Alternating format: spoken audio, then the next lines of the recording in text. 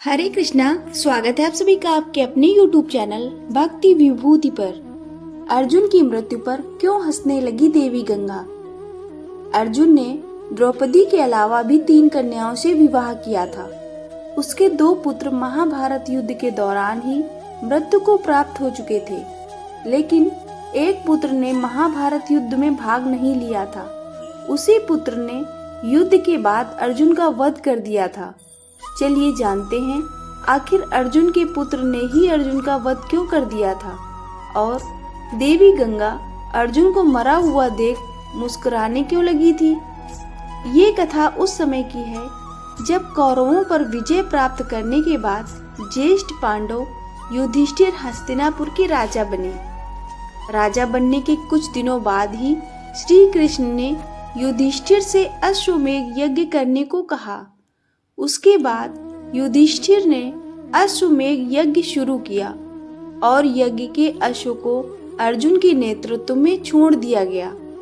अश्व जहां भी जाता अर्जुन उसकी रक्षा के लिए उसके पीछे पीछे वहां जाते। अश्व कई राज्यों से होकर गुजरा जहां के राजाओं ने अर्जुन से युद्ध किए बिना ही हस्तिनापुर की अधीनता स्वीकार कर ली। जिस राज्य ने अश्वमेध यज्ञ के अश्व को रोका उसे अर्जुन ने युद्ध में पराजित कर हस्तिनापुर के अधीन कर लिया।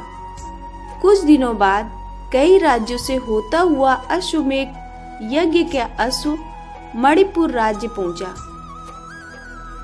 उस समय मणिपुर का राजा अर्जुन और चित्रांगदा का पुत्र बभ्रुवाहन हुआ करता था।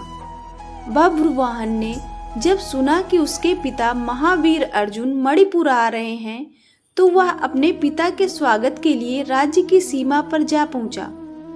फिर जब अर्जुन मणिपुर की सीमा पर पहुंचे तो वह बभ्रुवाहन उसके स्वागत के लिए अर्जुन के पास आया, परंतु अर्जुन ने उसे रोक दिया। अर्जुन ने अपने पुत्र से कहा, मैं इस समय तुम्हारा पिता नहीं हूँ बल्कि हस्तिनापुर नरेश युधिष्ठिर का प्रतिनिधि हूँ। तुम एक क्षत्रिय हो और तुम्हें क्षत्रिय धर्म के अनुसार मुझसे युद्ध करना चाहिए। यदि युद्ध नहीं करना चाहते हो तो हस्तिनापुर की अधीनता स्वीकार कर लो और इस अश्व को आगे बढ़ने दो।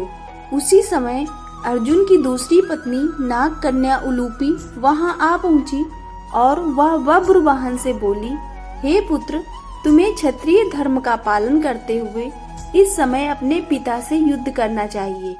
यदि तुम ऐसा नहीं करते हो तो यह क्षत्रिय धर्म के साथ साथ तुम्हारे पिता का भी अपमान माना जाएगा। उलूपी की बातें सुनकर बभ्रुवाहन युद्ध के लिए तैयार हो गया। इसके बाद कई दिनों तक पिता पुत्र के बीच घोर युद्ध चला। जब बभ्रुवाहन ने देखा कि युद्ध का कोई परिणाम नहीं निकल रहा है तो उसने अपने पिता पर कामाख्या देवी से मिले दिव्य बाण से प्रहार कर दिया। कामाख्या देवी के दिव्य बाण लगते ही अर्जुन का सर धड़ से अलग हो गया। अर्जुन की मृत्यु का समाचार सुनकर श्री कृष्ण उसी क्षण मणिपुर के लिए निकल पड़े।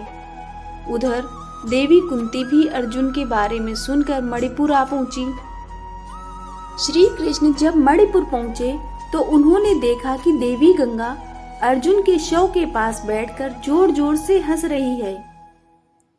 माता कुंती अर्जुन के शव को अपनी गोद में रखकर विलाप कर रही हैं। कुछ ही देर बाद देवी गंगा कुंती से बोली, कुंती, तुम्हारे पुत्र को उसके कर्मों का फल मिला है। तुम व्यर्थ ही विलाप कर रही हो।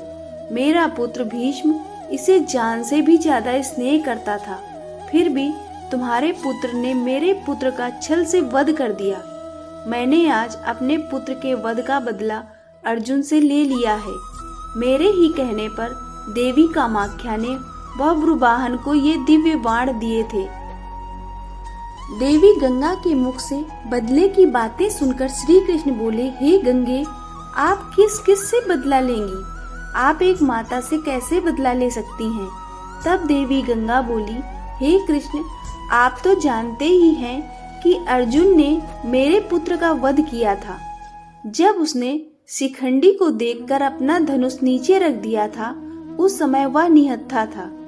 अब मैंने अर्जुन का वध करवाकर क्या अनुचित किया है। तब श्री कृष्ण मुस्कुराते हुए बोले, हे गंगे, पितामह ने स्वयं अर्जुन को अपने वध का मार्ग बतलाया था। अर्जुन चाहता तो उस दिव्य बाण को रोक सकता था, लेकिन उसने ऐसा नहीं किया, क्योंकि वह जानता था कि बब्रुवाहन ने जो बाण चलाया है वह माता कामाख्या के दिव्य बाण है। उसके बाद देवी गंगा बोली, हे वासुदेव, मुझसे बड़ी भूल हो गई। अब आप ही बताइए अर्जुन को कैसे पुनर्जीवित किया जा सकता है। उसके बाद श्री कृष्ण ने अर्जुन के सर को उसके धड़ से जोड़ दिया और उलूपी के पास रखे नागमणि से अर्जुन को जीवित कर दिया। आपको यह जानकारी कैसी लगी, कृपया कमेंट करके अवश्य बताएं। जानकारी पसंद आई हो तो वीडियो को लाइक और शेयर करें। ऐसी और भी जानकारी और कहानियों के लिए चैनल को सब्सक्राइब करना ना भूलें। धन्यवाद।